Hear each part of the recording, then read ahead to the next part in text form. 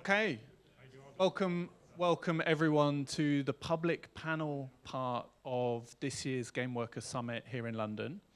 My name is Jamie Woodcock and I'm a senior lecturer here at King's College London in the Department of Digital Humanities.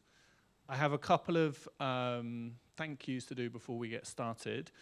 The first is that this event is funded by the Digital Futures Institute here at King's, and the stream and recording is co-hosted by the Centre for Digital Cultures, which is one of our research centres here at King's College London. I'm really pleased to have two fantastic panelists here with us today to talk about the latest, some of the past maybe, also some of the future of game worker organising, but to have a bit of a discussion about what's been happening and what we might come to expect in the future. I'm going to introduce both the speakers. I'm then going to ask them a few questions, all easy questions, of course, nothing too difficult. And then we have a bit of time for discussion amongst the audience, and then we're going to wrap up. So first, I'm really very pleased to invite Sarah Elmaleh, Director and Interactive Media Agreement Negotiating Committee Chair of SAG-AFTRA. And then we're going to hear from Spring McParlinJones, who's a game worker and IWGB Game Workers Chair. So to start us off, I think the first question I want to ask is, for those in the room or listening afterwards, what's the relationship like of actors to the games industry? And could you tell us just a bit more about the kind of work that you and your members do? Over to you, Sarah. I think the second part is easier than the first one, because the first one's very complicated. But very simply put, when there are characters on screen of any kind or a desire for a voice or human movement to form the basis of animation or any of these things, companies will come to the existing body of actors, professional actors, under our membership. SAG-AFTRA does represent many different disciplines, actually: puppeteers, dancers, stunt performers, all kinds of things. And we are hired to do voice or face or movement, body movement, or any of those in combination. There are, of course, long-term disputes around which of those things are covered and how they're treated, whether they're conceived. There's a rhetorical debate about it as performance, but obviously that's a bit hypocritical because they're coming to the performers union to hire people to perform. So that's what we do. So yeah, and that kind of leads into the question of what's the relationship. I think it's complicated. There has been performance in games for decades now. It's certainly what I grew up inspired by. I grew up playing adventure games in the 90s, and there was already really world-class, wonderful, memorable voiceover in there at the time. But there's also been a sort of a through line of rhetoric that I became aware of once I started, volunteering with my union. That we're a tech industry, you're really optional. Games don't need actors, which is something we can certainly delve into. Games being as diverse as they are, certainly there are some games that don't. But that's of course used to undermine workers and to suppress all kinds of wages and working conditions. So there's a lot of theoretical and rhetorical debate at the basis of our relationship, actually, a lot of the time, which is a distraction and a detour. But that's a bit of that history there. But that being said, again, performance has been in games for many decades now. Yeah, and I think it's really useful to think about all those different kinds of roles that are involved. And I think there's still, certainly in the university, a bit of learning about what constitutes game work. Sometimes, and some people in the room might be familiar of getting reviews and thinking, these are workers we're talking about. So I think it's important to emphasize this. One of the things I wanted to ask you about is the kind of longer history of strike action. SAG-AFTRA has been involved in a number of long-running disputes. And the reason I want to ask you about that longer history, both about the more recent one, but also 2005, is to kind of get away from this idea that organizing is entirely new in the industry, right? Oh, yes. Yeah, so again, not only performance has been in games, but they have been coming to our union for our members for about that length of time. And I think that especially, the games that inspired me, LucasArts games, come from a film, tradition that was used to dealing with unions and used to using union talent, so that's been in place for a long time. I think that the earliest union agreement for performers would have been from the 90s at some point. You can still see legacy, awkward TV theatrical framed language in in there that has been retrofitted and kind of contorted to reflect game work to varying degrees of success. Yeah, so I think in 2005 there was already this sense of a desire to build in more sustainability to our work, including secondary payment or some sort of share in the success of games. It predates my volunteer work, so it's a bit of history that I had to go look up actually when you mentioned it. I think it is the only time actually that an upper committee has rejected a bargained agreement. And that was also a crucial time, and probably a very educational for everyone here, time when you had multiple unions competing. You had SAG and you had AFTRA. This is prior to their merger. And there is some legacy language as a result of that competition that we've had to contend with that is sort of haunted bargaining since then. So I'm happy to get into that more later, but yeah, so that's 2005. In 2016, there was another strike around that I was there for, that was around secondary payment again, because of the precarity of our work, which is also, I was stunned to hear more precarious game workers, because I'd always had this image of them being salaried and kind of in-house, and we're like, oh, we're freelancers, it works slightly different. But anyway, so it was safety, physical safety, vocal safety. Games, especially AAA games, often involve a lot of screaming. Doing that for 4 hours at a time is a very specialized skill. It's a high-risk activity. And transparency, something that every game worker contends with, transparency about what you're working on. So there were a number of things. I think the biggest ticket issue was secondary payment, but like with many things, and contrary to popular understanding about unions, not just money, right? Safety and many other things. And then, of course, our most recent one, mainly over AI protections, generative AI protections. No, that's really, really interesting. I mean, I guess partly why I asked this question is, as a trade unionist myself, I'm always interested of the reasons why people become interested in unions, or that first moment that often, we forget about many years later, of like how we came to the union. And there are these links, acting, journalists who are unionized and so on, to kind of have that broader picture of where the unions in the industry came from. So on that note, I wanted to ask you a bit about how and why you got involved in the union. Sure. Very specifically, I was invited to actually a meeting of union and non-union performers to discuss solidarity and to kind of be informed about the 2016 action and the build-up to the action by an actor who I respected very much, who I considered a mentor and looked up to. And I was really struck by that mix of experience, people that I knew from their games work and kind of idolized, and then younger actors as well. And then I started attending. I was a new member of SAG-AFTRA, and I went to some town hall meetings and info meetings where I, again, saw actors that I knew and respected on the negotiating committee, saw some staff that was really receptive to ideas. I'd spent years doing indies and being very interested in game development, taking myself to GDC and learning about game development to serve the process better. And so when they were kind of showing themselves to be more receptive to my input and context from the other sides of the industry, it led me to kind of give more of my time and feel like it would have been productive. I then helped with the first low-budget agreement for games. So there wasn't an indie agreement for performance in games prior to then. And because I had come out of indies, which was new, most other actors at the time were like falling sideways into games from film, TV, animation, but I'd always loved games. So it started with work on that contract, and then after that action, I was asked to join the committee.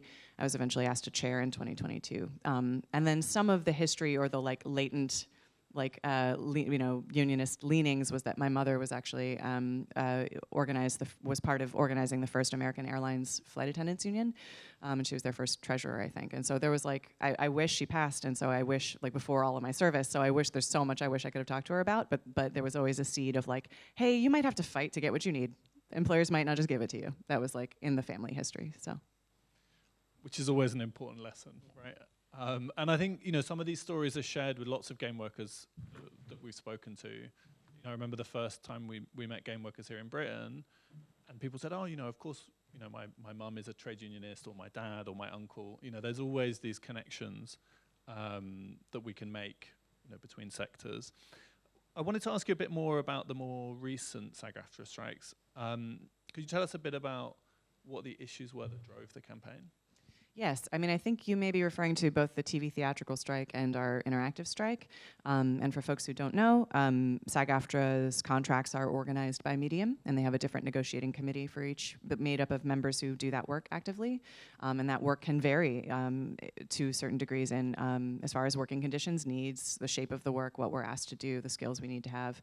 Games in particular involves a kind of a rapid pace of collecting new abilities, new technology used for capture, all kinds of stuff. So having a body of actors who really actively works that medium and is keeping up to speed with the diversification of games themselves and of what's asked of us is really key. So it's important that it's organized that way. For each contract, AI being this looming, massive, kind of huge issue, it became the focus inevitably of each contract as it came up for negotiation. For TV theatrical, it was also about secondary payment. This thing of, I think it's also a great lesson for unions to the need to relentlessly bargain every single issue across, especially when you're splitting contracts, as it comes up. So secondary payments won't just happen because you got them in TV. When you have streaming, you have to get it there too, and that means work and that means leverage. So streaming, secondary payments, and AI, big issues in the TV theatrical action. And then again, there's a million things to fix in games for performers, but our central issue and the highest priority issue is always going to be consent, transparency, and compensation around generative AI use. And that is the approach that SAG-AFTRA takes kind of institutionally to all of our contracts, is those three themes: not preventing the use of generative AI, but making sure that actors get the information they need and their permission is required and it's all enforceable, so that we can approach the use of that tool collaboratively with our employers. Fantastic.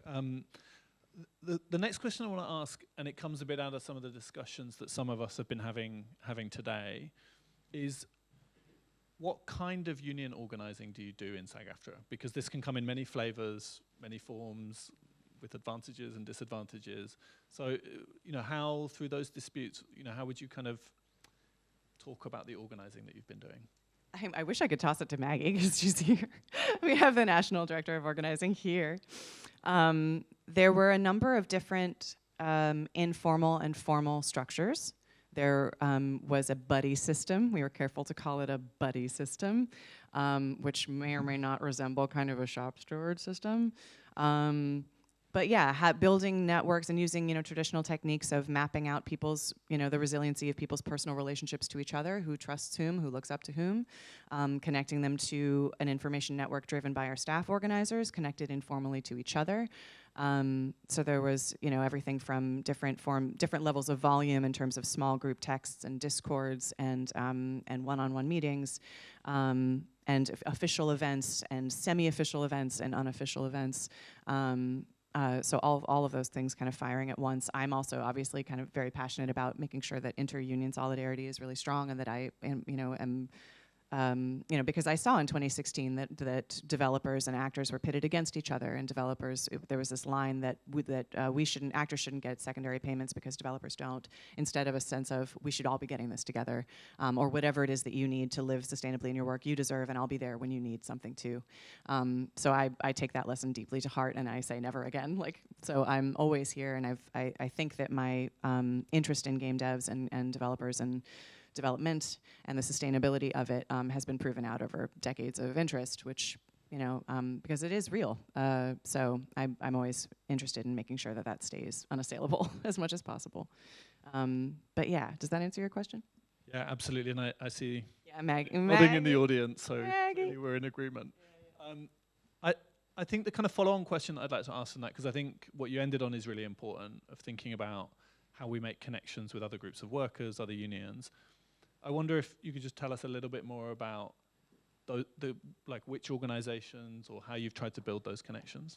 I think maybe the best sort of anecdotal example of that is that I remember when Game Workers Unite did a roundtable with the IGDA at GDC, and I dragged our SAG-AFTRA organizer, and I was like, we need to be there and we need to see how this goes. It was kind of historic. I think that the tone from the IGDA has changed in that time. And so I immediately fostered relationships there, and I stayed in touch with Emma Kinema, who's obviously been doing incredible work since then. So that's just kind of one example. And And as far as, I mean, I have friends in the Writers Guild and things like that, and I know that they've had different, sort of organizing efforts in the space. I know they represent people who work in the space. So yeah, I'm new to a kind of federal level of inter-union relationships, I think beyond games, but when it comes to burgeoning and now I think fairly robust unionizing efforts in the games industry, I try to stay abreast of those, and I very often know or would like to know the people who are behind that. Yeah, which is a lot of work, right? There's a lot going on. If I didn't like game development, this would not be possible. It turns out I just do, and it makes everything feel very natural. So yeah. So the final question that I want to ask you is, and you can take this in a whole number of directions, so pick, feel free to pick which one is, what do you think the future of organizing is for SAG-AFTRA in the games industry? What would you like to do, or what's on the horizon? I want it to just be the core of everything we do. I think that, and this is what's interesting about being in conversation with newer unions. When you are a new union, the fight is is your whole focus. It has to be, or you don't exist. And so I think I am watchful of a tendency to make presumptions about our density or our institutional weight. And instead, I just feel like you need to be a shark. If you're a union, you're a shark. You never stop organizing. And so I will always be pushing throughout the rest of the institution and pushing with our members to really treat it like an existential, urgent, consistent practice of, are you talking to each other? How do you see yourself, in relationship to your union? Are we reflecting this space? Are we neglecting anything? It's a lot to keep pace with. This industry is a lot to keep pace with. So for me, it is. I think there's a lot of work ahead in terms of like really waking everyone back up and being like, hey, are you connected to this fight? Are you connected to the standards across contracts that that other actors sacrifice so you could have? Making sure that, and I teach game development students how to work with actors. I teach actors how to work in games. So being in schools and everywhere that there's a pipeline of interest in being in this space, making sure that a union sense of solidarity or community standards is introduced early, discussed early. So yeah, organizing is everything in my mind. So I don't know. Maggie has a strategy, and I'm very galaxy-brained about it. So we'll kind of hammer that out. But it's important to me. Well, that sounds really exciting, and we're going to have time for more questions about SAG-AFTRA and voice acting. But next, I have a few questions for you, Spring. And of course, this is the second time you've come to King's, because you came and spoke to my students. Third, I was here for the mapping. And the students were expecting this, like, the games industry is wonderful, and instead it was like, join a union. Oh no! Little did they know, all the people I brought were just going to tell them you have to be in a union. So, that was a good introduction for them. The first question that I want to ask is, similar to with Sarah, what do you do in the industry? Personally, what do I do? I'm a front-end developer, which is weird in the games industry because it's like. So like my career progression was I worked in corporate web development for a few years and then kind of fell into the games industry. And yeah, it was never really planned. I was just unemployed for a while, and the first place that gave me an offer happened to be a games company. And within like 3 months of being in the industry, I knew I wanted to join the union and I knew I wanted to get involved. I remember I was in university until like 2018 and I watched a lot of Giant Bomb until then. I remember hearing the news stories about like the GDC, like kicking off the discussions around unionization in the industry, and I was like, oh well, now I'm here. I have to unionize. I have to join up with these people. I have to find these people. And yeah, that's got me to where I am now, I guess. That's a great first answer. We've covered the beginning of joining the union, all these sorts of things. I guess for people who don't know, maybe you could tell us a little bit more about what kind of union IWGB is, and the kinds of other workers the union organizes. Yeah, sure. So the IWGB is it's very sort of decentralized, I guess you'd call it. Like it covers a bunch of different industries. We have a charity workers branch, a cleaners branch, a security guards branch, yoga teachers, so many different industries are covered. And in addition to that, we're an independent union, so we're not connected to the trade union congress. I can never remember. We're not connected to TUC, and informed, like that combination of like having all those different industries and not being connected to like a wider organization has created this really like scrappy, really energetic feeling within the IWGB, which has been perfect for the game workers because it's such a huge industry and there's so much work to be done. Having that environment to sort of foster us really helped. We also have foster workers, which fun. Yeah, sorry. You're fostering, yeah, fostering. Yeah, but no.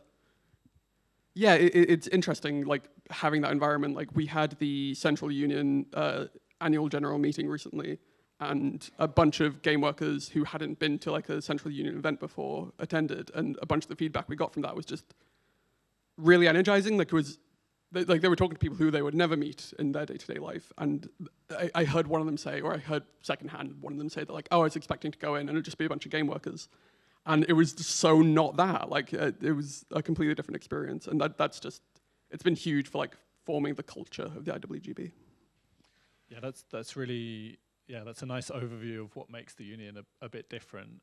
I also just want to do a quick shout out for the union, because the union also organizes in universities, and just up the road at UCL, they are making a load of cleaners redundant, despite the fact UCL is making loads of money, and they're trying to sack a load of these cleaners. And so our union branch here at King's and a number of other ones is supporting this campaign, but yeah, strikes across lots of different sectors, right? Yeah, no, and something within the Game Workers Union that I've been trying to push is for us to get more involved in that. Like I spoke on one of their protests recently, which I was really proud to do.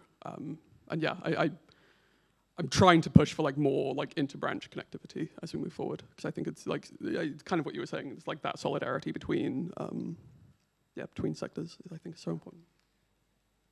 And in terms of what you do as game workers, again, a similar question to what I asked Sarah, because yeah, unions come in many forms. Could you tell us a bit more about how your branch has tried to organize in the games industry? And I have a kind of second question to add to that, which is, who do you consider to be game workers and allow eligible to join the union?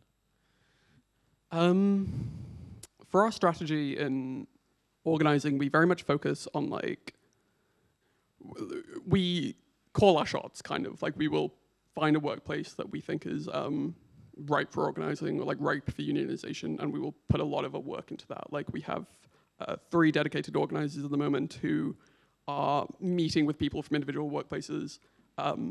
We had people flyering at a workplace this morning, and it's really just like about going out and like meeting people.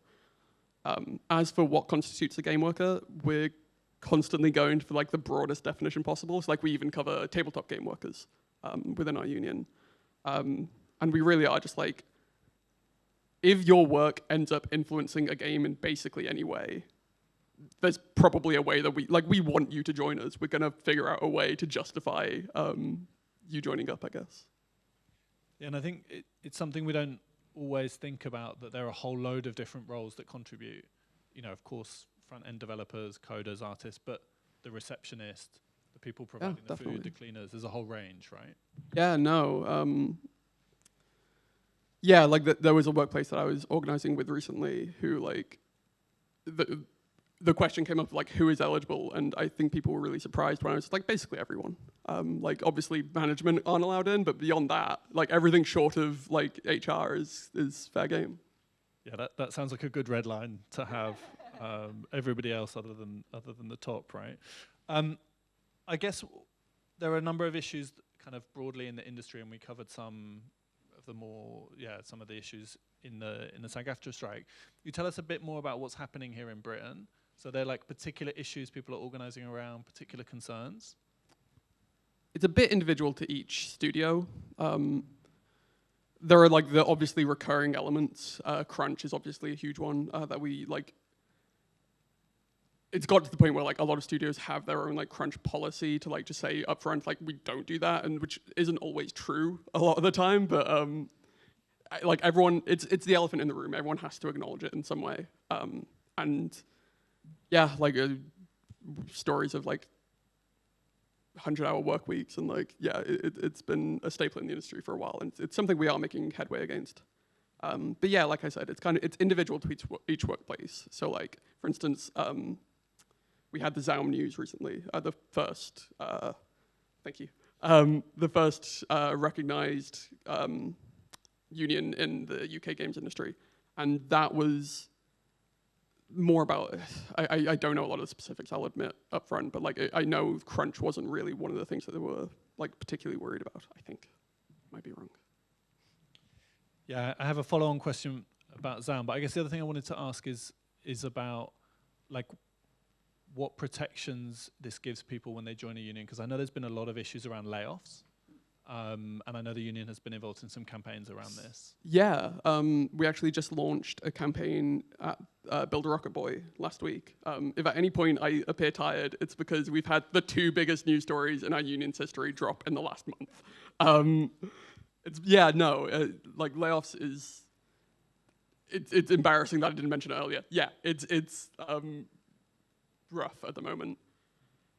And the protections that we're giving, so in the specific example of Build a Rocket Boy, I'm trying to remember what I can and cannot say.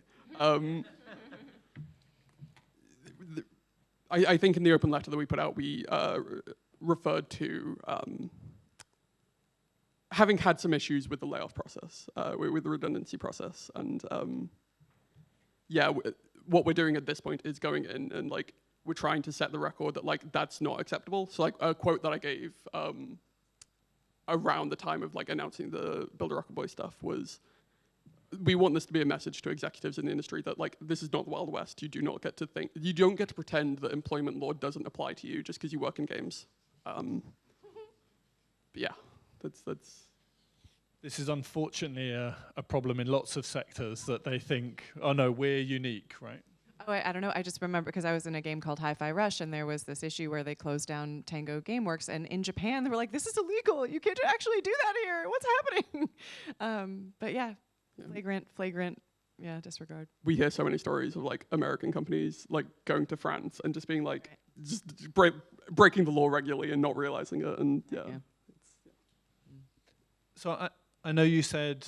And yes, clearly you've had a very busy organizing period with like 2 ginormous news stories. But there's a third one coming as well. So I hear. And this is the problem of recording talks, right? And I'm sure there are things that can be said afterwards and in other conversations. But I guess without wanting to go into the detail of Zaum, if you can't, maybe for the audience of which some people are not enmeshed in the weird specificness of British trade union law, like, why is getting a recognition deal like a big deal? It's like, what does it mean to your members? Because I know there's been a long run up to this, right? Yeah. So for the specific process, it's like the specific rules are you have to have at least 10% membership, and you have to ballot at least 50% of the entire eligible like employee like group, and then you need 50% approval of that ballot. Which is difficult. Even just getting to that, like, as a union, something that we try to do is we wait until we get to 50% membership before we like really start pushing for recognition, which is why it's taken this long. But yeah, it's something. It's been a huge milestone for the union. Like one of the big pieces of feedback we've been getting from like organizing teams at other companies, because we're organizing at tons of companies right now. We've heard so much energy coming back, and like so many people have been fired up by this. That's been really exciting. And like so we have like monthly internal meetings, and usually, it's a bit dry. We don't get a ton of people, but we had people from Zaum speaking at our last meeting, and it just instantly like quadrupled in people joining, which was really exciting. So it's a really energetic time, and yeah, I mean, there's nothing like a victory. I was gonna say wins are good. Wins are nice. Wins are fantastic. I'm doing great. I think it's really, really significant because this is the moment where collective bargaining is beginning to happen, and it's, both have been a long and a short road, right? And I think this is one of the things that we've talked a lot about here in Britain is 7 years. This is both a really short period. It's incredibly short in the history of the labour movement. It's like the blink of an eye. But also, 7 years of struggles is a long road to getting things right. It's what's the word that I'm looking for? It's a relay. Like, my story is like, I joined the union less than 2 years ago, and I'm already chair, because it was just like, there was a lot of people who had been working for a long time who needed someone to pass it off to, and I joined at the right time. And yeah, it's tiring, but it's so gratifying, and I'm having the time of my life doing it, so. Yeah. That's really good to hear. I mean, I also remember when I met member number one, and there was only one person who wanted a union in Britain. So then seeing it come to this just feels like, you know, to see these things the whole way is a joy. When I got started, everyone was saying it would never happen here. Oh. Everyone was saying that. And I didn't believe it, but you know, yeah. But it's exciting to see them proven wrong. It's awesome. Yeah, I also have an academic who told me at a conference it will never happen. I can't wait to see him next time and say, now there's collective bargaining. You know, imagine. I have one more question for you, Spring, before we come to some audience questions, which is exactly the same final question I asked to Sarah.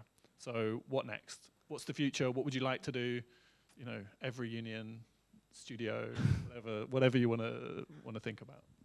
I'm a relentless optimist, just in my life.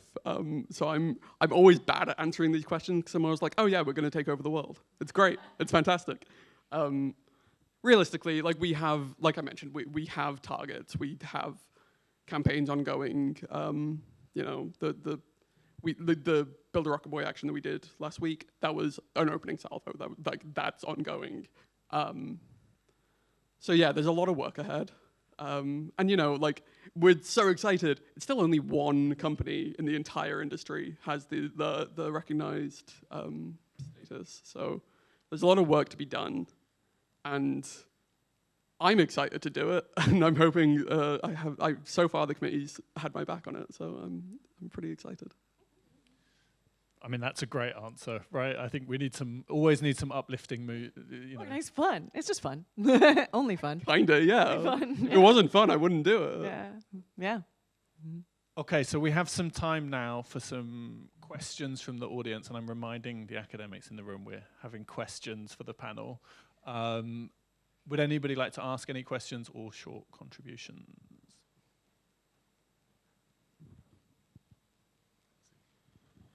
Thank you. Hello, my name is Zeke. This question is for Spring. Have you found any friction in your broad definition of what a game worker is intruding onto other union spaces, potentially?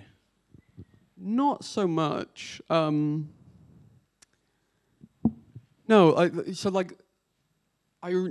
this is anecdotal, because like I said, I'm new to the union, but I did hear a story about, like, so there's the tech union in the UK, UTOR.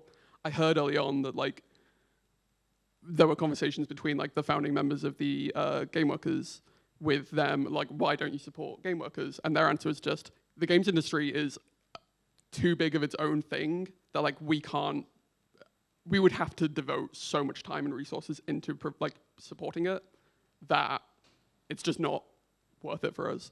So we haven't had too much pushback. It's also just like, we have a very nice niche. There is, I think, one other union that caters to game workers in the UK, and like I don't want to, you know, but yeah, they don't have a very big concentration. So I think we have our niche. As broad as that niche is, it's still kind of, there's no competition there, I guess. Right. That is exactly, thank you, great question, Zeke. That's exactly, I want to pick up where you left off. To both Spring and Sarah, you could argue that the rest of the labor movement has a lot to learn from what's happening in this space. And as you've articulated, it's hard work, right? They're freelance contract workers. Both employers and the workers are highly mobile and moving targets. And the industry comes in massive scales, from enormous multinational corporations to micro enterprises. And Sarah, what reminded me was you talked about having a low budget contract, right? So I guess one of the questions I'm asking is exactly what you just said, Spring, which is, why have you collectively managed to succeed in organizing the exact type of workers that so much of the labor movement has failed to do? It's something that I speak to people about occasionally, and I think it's less a failure of the wider labor movement and more just like bad timing in a way, where like the games industry started to exist in like the 70s, 80s, 90s, at a time when like unions were generally weak. Like I don't. Yeah, we didn't really start up until like the 2010s, but like, were there a lot of unions starting off in the 2000s? Like, it wasn't a time when like, I don't know. I mean, I was 5 or in the 2000s, so I'm not the best person to talk about this. I was not 5. But Neither was I. Yeah. my impression, at least anecdotally, is that like, yeah, we saw that like the reason it's happening now is because of Jeremy Corbyn and Bernie Sanders and like the wider left growing in power, kind of setting the stage for work like this to happen. It's interesting. I'm trying to square this circle where, like I said, union members, actors who work in many other mediums are in our union and are used by game companies. There's also, I'm probably the first wave of a generation of actors who like loved games and focused on games and always were inspired by performers who came before them and like made that their whole focus and not a secondary opportunistic kind of thing. So that is kind of a culture question that is, you know, you have actors who work this stuff sometimes. Those are very resilient workers in the sense that a lot of their work comes from elsewhere, but they may not necessarily key into the fight in the same way. You have a group of, a community of actors coming up who, if you do not organize them and invite them into that community sensibility, identity that is shared with other performers, will think of themselves only as game actors, and then it's almost like organizing an entirely new community, and there's challenges there. And so having a shared culture across those different generations is a challenge. It's an organizing challenge. So it's like, I don't have to say, like, to one degree, I didn't have to organize a new set of workers because many of these people are union members for many other reasons for many, many years, but we also do, and we have to make sure that we invite newer actors who don't care about being a film actor, who don't want to do TV, who do see themselves as game actors, make sure that they feel included and that we're all talking in the same language and finding compromise and shared identity together. So it's, yeah, I think that's my answer, yeah. I do want to pick up on something you mentioned there regarding like the community aspect as well, is that like game workers were already kind of a pre-existing community. Like there were game worker drinks, there were events like GDC and Develop, and like I think it's kind of a truth about like a lot of game developers is a lot of us are very introverted and a lot of us like our little communities, and like it wasn't so much that like it wasn't just that like they weren't finding us, but we weren't finding them because we were in our own little communities. So it's kind of, it's taken like people who already cared about trade unionism, who worked in the industry, to like make that link, because there was no pre-existing like communication between those groups, I suppose. And there is still a need for game actors to see themselves as part of a larger game worker community, because the nature of our work is so isolated and closed off, not only from the rest of game development, but from each other. I mean, many of our workers are, as anyone here will recognize as a challenge, working from home in their home studio.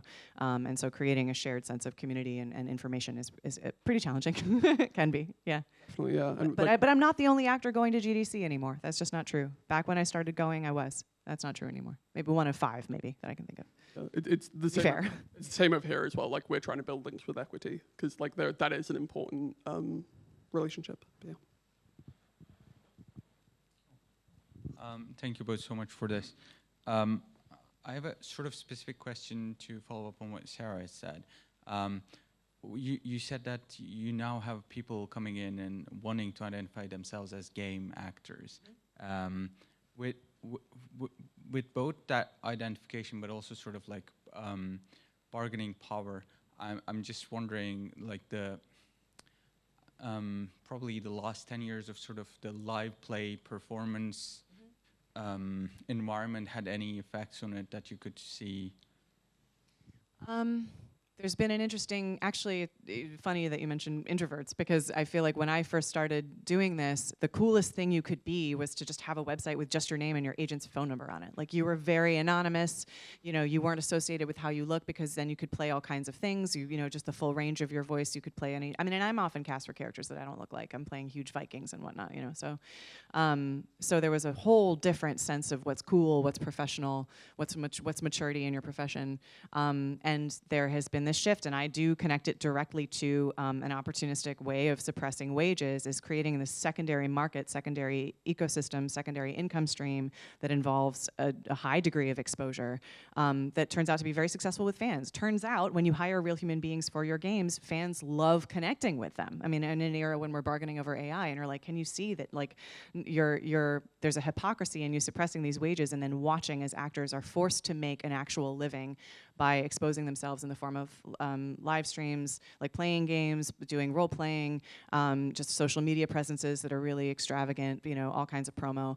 And so it can be a successful distraction for actors to pursue success in that separate column rather than bargaining their wages up for the value that they've obviously created that spills over into that secondary stream.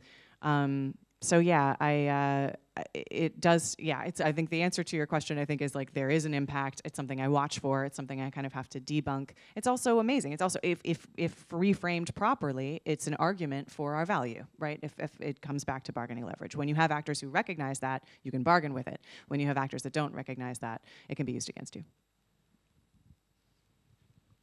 Okay, we have a couple more questions. So yeah, this goes back to what you said in the beginning about transparency. And it's a very specific question. What experience do you have? I'm talking about the unreleased games. Mm-hmm. It's kind of a big issue in the gaming industry. Lots of game workers complain about maybe their best work they cannot even show on their CV. Yeah. So I wonder, do you have any experiences from the voice actors part of a story, or do you face the same challenge? Yes, I think that it would be maybe unfair to compare the amount of sacrifice on that project. Very few actors, which is often used as a wedge between us, that the actors don't pour the same number of hours into our games. I mean, for better and worse, like it's kind of like the Olympics. Actors mostly spend their time training. They go to the Olympics, they do 2 flips, and that's their career. And that's me on games. I finished many games in 4 hours. My role on a video game is completed in 1 session, usually. And that's a product of my skill, is to make the most productive use of that time. So when a game doesn't come out, that cost to my life or my expenditure in hours is not the same. But yes, we are playing a lottery all the time. We're playing a lottery to audition, to hope to get the job, to hope the job comes out, to hope the character hits, to hope to go to cons to actually make money. So that at every phase, there's scarcity and risk and a sense of loss and just lack of building a career underneath your feet with any degree of predictability or certainty. And yeah, and I know that many other, I'm trying to think of something that I've been in that wasn't released. I've certainly had games bomb. I don't think there's I think it is difficult in games to stand out as a performer when the game isn't good. I think in other industries, film and TV, you can come out in something that's not good. If you shine in your 5 minutes, casting directors notice, they remember, you're listed, you can build off of that. In games, I think it's really difficult to stand out in a game that doesn't do well or isn't good. So yeah, there's a lot of there's also a lot of uncertainty in the game positioning you and your performance in a way that's going to be memorable to people. So yes, there is a lot of loss when that doesn't come out because we're just trying to build a mountain out of pebbles.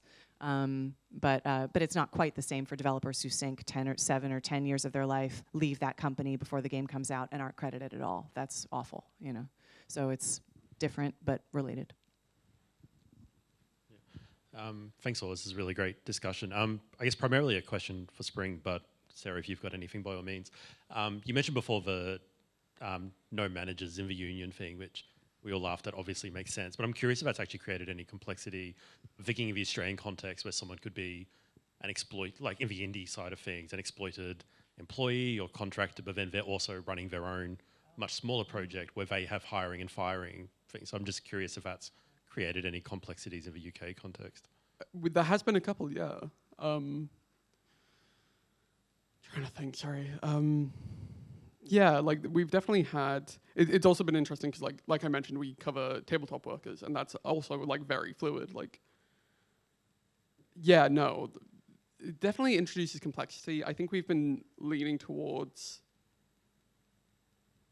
just kind of the simplest interpretation of if you have that power anywhere, like we would prefer you to leave. But there's definitely been corner cases that there've definitely been times where we had to it felt like stopping the party and asking someone to leave because you're not welcome here, which is difficult. It's really difficult, and it's something that we're still kind of negotiating and still kind of figuring out the process of handling. But yeah, no, it's complicated. I mean, yeah, I'm also a director, so that's, yeah, you could kick me. Maggie, you can kick me out anytime if you want, like, kick me out, it's fine. But I'm sensitive to the fact that I mean, I know where my intentions lie and my loyalties lie and what I want for the industry and for my community. We've also seen lots of directors and casting and agents in a middle layer. There's a lot of intercessionary entities in games between us and developers who we work with, who largely we share a lot of kindred intention and solidarity with.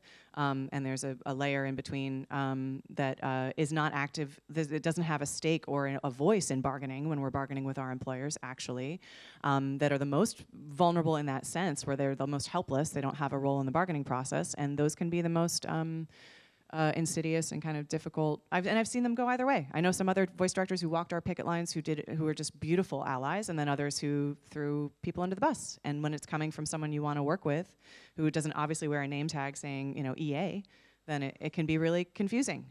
So yeah, I don't know. Yeah, kick me out, I guess. Or don't. Okay, that's fine.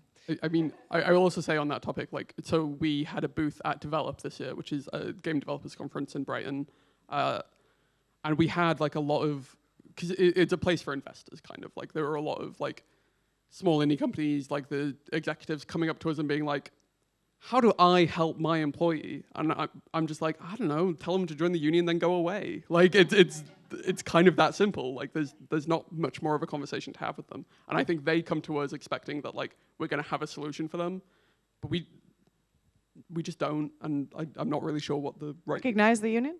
Yeah, I mean, yeah, pretty much. Yeah. Like cooperate when your employees ask for things, but like other than that, that's kind of Okay, we have time for another question, and we'll take June as well. And I also just want to say I'm really pleased that this recording isn't going to turn out to be the one where Sarah gets expelled from the union.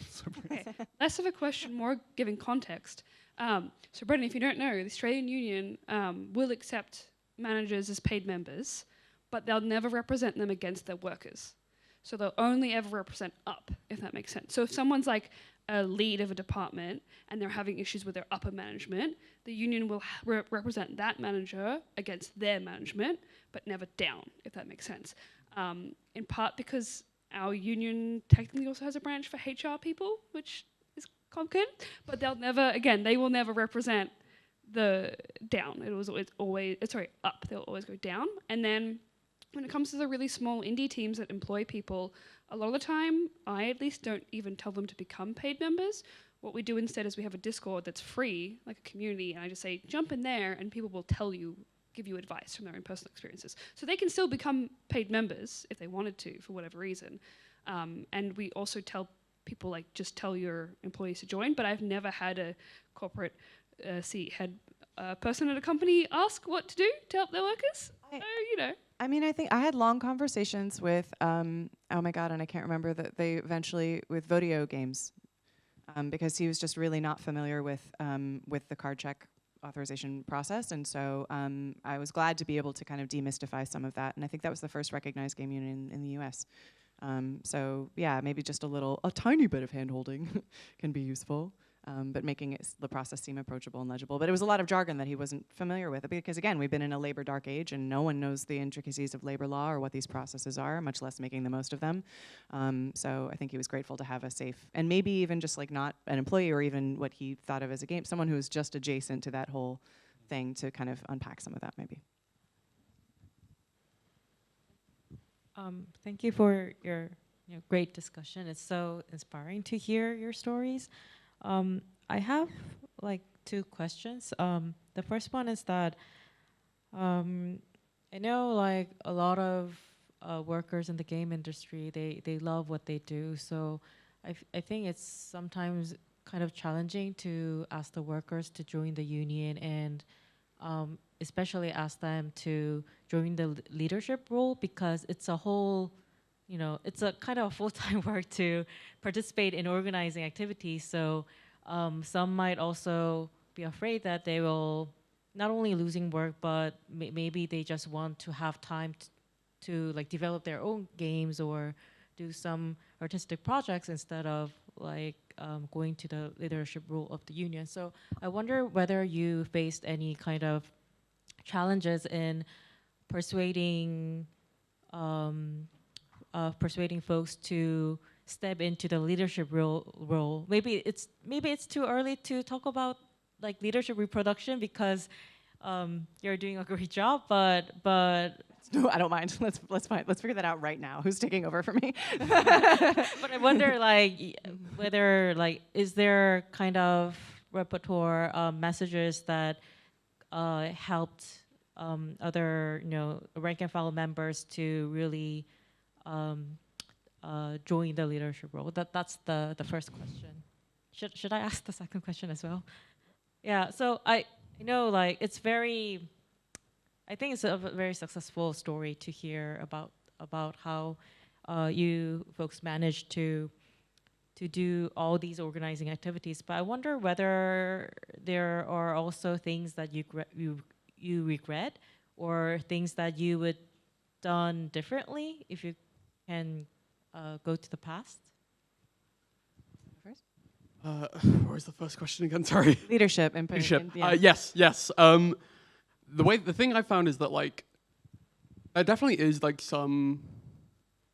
It's intimidating. Like there's definitely a lot of like hesitation in getting people to like join a bargaining committee or to join the like elected committee.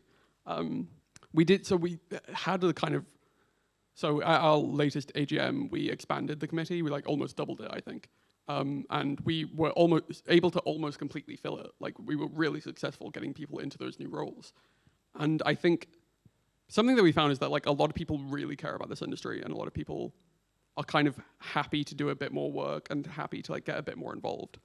So that's not so much been the issue. As for time, I think it's very personal. Like it's very. Some people are well suited to this kind of thing. Like I'm happy to spend like a couple hours every day just like responding to messages and like checking in with people. That's not true of everyone, but yeah. I think I've said this a million times actually already, so I don't think this is like breaking news. But I said no when I was asked because I had an intuition of what would be difficult about it. That both employers and members would or could be frustrated with me, and that would be a lot to feel. So for me, it really was. I think that's where my mom, being a unionist, came into my head, where there was a real belief that like, oh, if you don't do this, someone else might not, or they might not do it with the same intentions, or they might not do it with to the same degree, or whatever it might be. And that was what the person asking me to do it told me. And so believing them, I was like, well, this just won't happen. If you want nice things, you have to fight for them. That was what came back into my brain. So I was. That's such an interesting story because I had the exact opposite, where it's like when I ask, I'm expecting someone to say no. Yeah.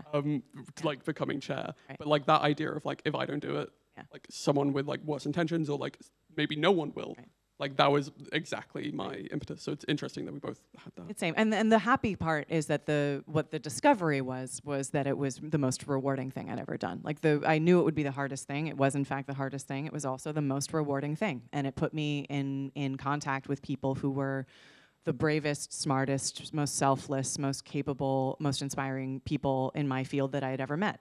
So that was actually, that was the second part. The first part was like, this is gonna be hard, and that was also for sure true. But then the discovery that you maybe already knew or just could see coming or was like ready for. I was happily surprised. Okay, yeah, so that was the surprise of it. And so I do share that with people, and I was just reminded today by Maggie that like organizing is love, unions are love, and not just struggle and fight and misery.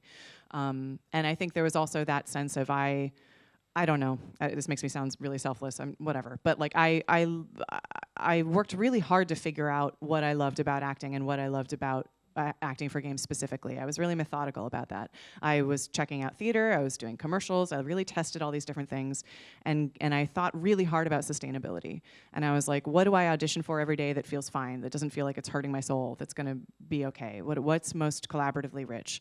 And I knew I loved games from a young age. I knew that play was important. Like I went down to like an atomic level of like, play is important to me. I think it's a good thing for the world. I think acting gives people permission to be human, and that's important to me. It's important for me to give that back. And so I've always had a very kind of zoomed out picture of why I do what I do and what I want to be part of, and that includes being part of a larger game industry and community of people who do this. It involves being a part of a larger game actor community who I don't want to betray by undercutting them. So when I touch those things, they're very core to why I exist in the first place. That makes me do all kinds of things that sound tiring.